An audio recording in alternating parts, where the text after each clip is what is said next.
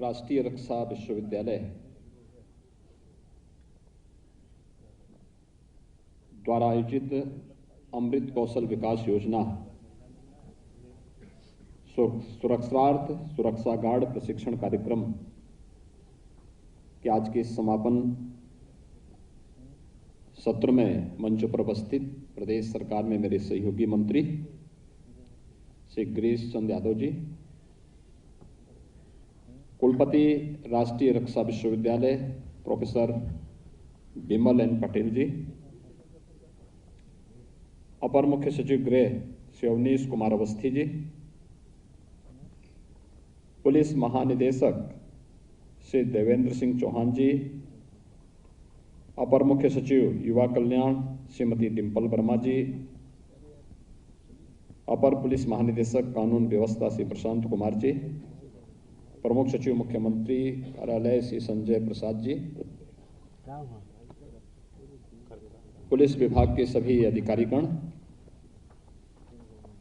राष्ट्रीय रक्षा विश्वविद्यालय से जुड़े हुए सभी अधिकारीगण, आज के इस कार्यक्रम में उपस्थित सभी प्रशिक्षण प्राप्त उत्तर प्रदेश पीआरडी और निजी सुरक्षा गार्डों से जुड़े हुए प्रशिक्षणार्थी गण और उपस्थित भाइयों बहनों, मुझे प्रसन्नता है कि भारत सरकार के गृह मंत्रालय के तत्वाधान में राष्ट्रीय रक्षा विश्वविद्यालय के सानिध्य में यह प्रशिक्षण पूरा हुआ है। आज उस प्रशिक्षण शिविर के समापन कार्यक्रम में हम सब यहां पर एकत्र हुए हैं।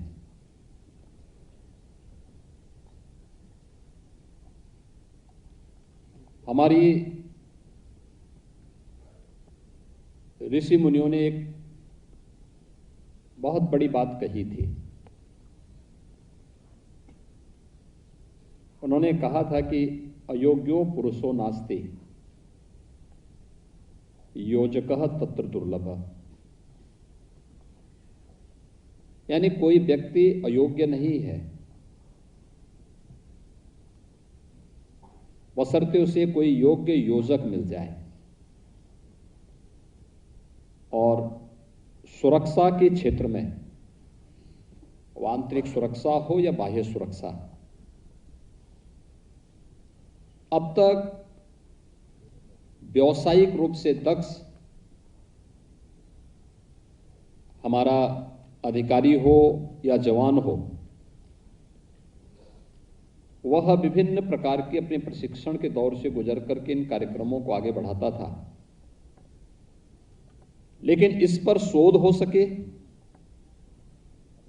इस प्रशिक्षण को हम ग्लोबल रैंकिंग के साथ जोड़ करके उसे आगे बढ़ा सकें, आज की आवश्यकता के अनुरूप प्रशिक्षण की दक्षता को आगे बढ़ाने में योगदान दे सकें और समाज की आवश्यकता के अनुरूप उस प्रकार के कार्यक्रमों को सर्टिफिकेट, डिप्लोमा और डिग्री कोर्सेज के माध्यम से भी आगे बढ़ा सकें। देश के अंदर पहली बार हुआ है जब आदरणीय प्रधानमंत्री जी के मार्गदर्शन में राष्ट्रीय रक्षा विश्वविद्यालय इन कार्यक्रमों को आगे बढ़ा रहा है। और इसमें निजी क्षेत्र के जो गार्ड हैं, सुरक्षा गार्ड हैं, उन सुरक्षा गार्डों को प्रशिक्षण का ये अभिनव कार्यक्रम प्रारंभ हुआ है। मैं इसके लिए राष्ट्रीय रक्षा विश्वविद्यालय को हृदय से धन्यवाद देता हूं। यह व्यक्ति जानता है कि सरकारी सुरक्षा हर एक प्रतिष्ठान नहीं रख सकता, और सामान्य रूप से जब तक वह एक सामान्य रूप से जो सरकारी सुरक्षा गार्ड को रखना, अगर उसे पैसा देना पड़े तो काफी महंगा उसे पड़ता है। दूसरा, उतनी बड़ी संख्या में सरकारी सुरक्षा गार्ड उपलब्ध भी नहीं होते हैं, क्योंकि अब समय के अनुरूप हम लोगों को भी अलग अलग एयरपोर्ट की सुरक्षा करनी होती है, रेलवे स्टेशनों की सुरक्षा करनी होती है, बस स्टेशनों की सुरक्षा करनी होती है, बड़े बड़े औद्योगिक संस्थानों की और प्रतिष्ठानों की सुरक्षा भी देखनी पड़ती है। इन स्थितियों में निजी क्षेत्र से जुड़े हुए तमाम औद्योगिक संस्थानों को, शैक्षणिक संस्थानों को अपनी सुरक्षा रखनी पड़ती है या उन्हें निजी सुरक्षा व्यवस्था पर निर्भर रहना पड़ता है। आसान भी होता है, सस्ता भी होता है और उनके लिए कम खर्चीला होने के नाते वह उसे लेकर के आगे बढ़ सकते हैं। बहुत सारे लोग होते हैं, उनमें योग्यता होती है, लेकिन वह अपनी पारिवारिक परिस्थिति के कारण बाहर नहीं जा सकते, अपने गांव को नहीं छोड़ना चाहते, अपने नगर को नहीं छोड़ना चाहते या अन्य कारणों से भी वे दूर नहीं जा सकते। उन स्थितियों में पार्ट टाइम वह इस कार्य के साथ जुड़े होते हैं और उनके लिए इस फील्ड में बेहतरीन सुविधा उपलब्ध है।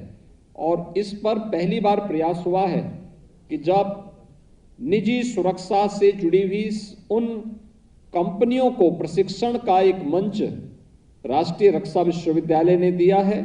मैं इसके लिए आदरणीय प्रधानमंत्री जी का, आदरणीय गृह मंत्री जी का और राष्ट्रीय रक्षा विश्वविद्यालय के माननीय कुलपति और उनके सभी सहयोगियों को हृदय से धन्यवाद देता हूं कि यह एक अभिनव प्रयास हुआ है। स्किल डेवलपमेंट का एक माध्यम, हम सब जानते हैं स्किल डेवलपमेंट के बारे में 2014 के बाद देश के अंदर काफी परिवर्तन हुआ है हर एक फील्ड में, और हम लोगों ने इसको देखा अलग अलग फील्ड में कैसे परिवर्तन हुआ है। हम लोगों ने प्रदेश के अंदर स्किल डेवलपमेंट की ही तर्ज पर एक कार्यक्रम प्रारंभ किया था, विश्वकर्मा श्रम सम्मान की योजना का। मैं देखता था गांव में नाऊ है, धोबी है, मोची है, कुम्हार है या कोई भी इस प्रकार के अन्य अलग अलग प्रकार की जो हस्तशिल्पी और कारीगर थे, उनके स्किल को पहले कोई सम्मान नहीं मिल पाता था क्योंकि वह परंपरागत कार्य के साथ जुड़े हुए थे। पिता राजमिस्त्री है, बेटा भी राजमिस्त्री हुआ। लोग ये मानते थे गांव का है तो इसको बहुत ज्यादा महत्व नहीं दिया जाता था, उसको पूरी मजदूरी नहीं मिलती थी। गांव का नाऊ है, उसको चौराहे पे ले जाकर के वो जो है जमीन पे ही बिठा करके बाल बनाते थे, 1 रुपया 2 रुपया पकड़ा दिया, वो बेचारा उसी में संतुष्ट हो पाता था। वह भी दिमाग लगा करके और सही ढंग से काम नहीं करता था। समय की मांग क्या है, आवश्यकता क्या है, उस पर भी उसका ध्यान नहीं होता था क्योंकि वो एक औपचारिक हो गई थी। लेकिन जब विश्वकर्मा श्रम सम्मान के माध्यम से हम लोगों ने कहा कि नहीं, इनको हम लोग 12 दिन 15 दिन का प्रशिक्षण देंगे। प्रशिक्षण के दौरान चूंकि प्रत्येक दिन काम करने वाले लोग हैं, प्रशिक्षण के दौरान इनको मानदेय भी देंगे और जब इनकी ट्रेनिंग पूरी होगी तो इनको सर्टिफिकेट के साथ साथ टूल किट भी उपलब्ध कराएंगे और टूल किट के बाद इन्हों बैंकों से जोड़ करके बैंकों से सस्ते दाम पर लोन दिलाएंगे और उसमें सरकार अपनी कुछ सब्सिडी भी देगी। तो आज मैं देखता हूं कि ऐसे हजारों परिवारों को मैंने खुशहाली के साथ स्वावलंबन की ओर अग्रसर बढ़ते हुए भी देखा है। जो व्यक्ति कल तक अपनी पैंट की पीछे की जेब में बाल बनाने के कुछ सामान को रख करके घूमता था गांव में,